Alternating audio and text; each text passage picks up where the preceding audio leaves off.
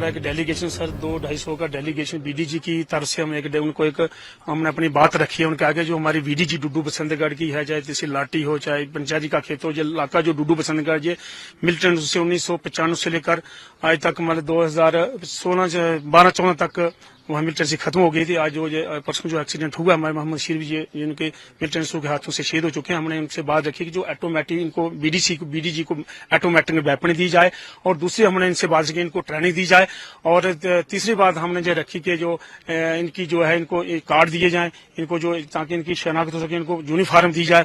और बाकी हमने उनसे कहा कि जो इलाका डुड्डू बसंतगढ़ का क्षेत्र जो है आर्मी के हवाले किए जाए। आर्मी की छोटी छोटी पिकटें 3-4 पिकटें बनाई जाए, बसंतगढ़ में आर्मी बैठाई जाए, दूसरी डुड्डू में बैठाई जाए, तीसरी लाठी में बैठाई जाए, ताकि जो मिलिटेंट जगह जो जहां मिलिटेंट आस्ता आस्ता आ रहे हैं सर, पहले बड़े दिन से इनपुट दिया, और ताकि जो इलाका घना जंगल है, जैसे सोजदार है, तरंगुल घाट है, अपने चनाली है, वहां घने जंगल है। पहले भी 1992 से लेकर 2013 तक जहाँ मिलिटेंटों के गढ़ हुआ करते थे, 100 मिलिटेंट वहां रहते थे। हमने एडीजी साहब से बात की है कि इन मिलिटेंटों का खात्मा जल्दी की जाए।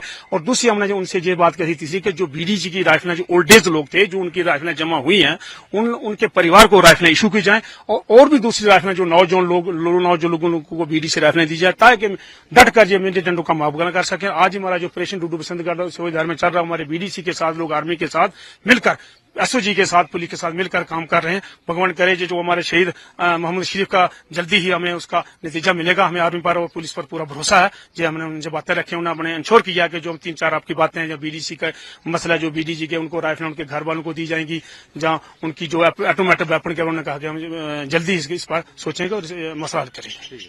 हमने जो उनके पास वो बातें रखी हैं, सबसे पहले तो हमने बीडीजी के बारे में बात रखी है। या तो हमारे जो चिल में जहाँ मतलब सिक्योरिटी नहीं है, या जिनके पास वो वेपने नहीं है, वो लास्ट एरिया है, वहाँ पे उनको वेपने दी जाएं। बाकी ये भी हमने रखा है कि वहाँ पे सिक्योरिटी प्रोवाइड करवाया जाए। बाकी हमने ये कहा है कि हमारे जो जितने भी ये पहाड़ी क्षेत्र हैं, सभी में ये हमारे जितने भी बीडीजी लोग हैं या जिनके पास जो राइफलें देंगे, तो सभी मिलकर उनका खात्मा करेंगे। तो ज्यादा हमने इस इलाके की यही है कि जो पिछले एरिया हैं वहाँ पे सिग्नल नहीं है, सिग्नल की वजह से वो नहीं किसी को कोई बात बता सकते हैं ना कुछ भी। इसलिए हम वहाँ अगर सिक्योरिटी प्रोवाइड हो जाती है तो उन लोगों को कुछ थोड़ा और भी आराम मिलेगा। एडीजी साहब से जो हमने मांग की थी उसका अच्छा रिस्पांस आया। इसमें 2-3 बातें रखी गई है, जिसमें आई कार्ड का इशू था, क्योंकि अगर यहाँ पर आर्मी सीआरपीएफ वगैरह है तो ना हमारे बीडीजी भाइयों के पास कोई आइडेंटिटी प्रूफ है, यूनिफॉर्म नहीं है, तो आई कार्ड होना बहुत जरूरी है।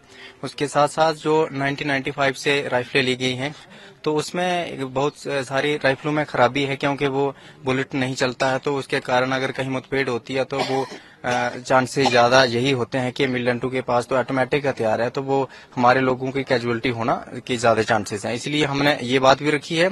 उसके साथ साथ हमने इस इलाके की सेफ्टी के लिए ये भी कहा है कि यहाँ पर ज्यादा से ज्यादा आर्मी या पुलिस को प्रोवाइड करवाया जाए, और जो लोगों की सेफ्टी है उसके ध्यान रखा जाए।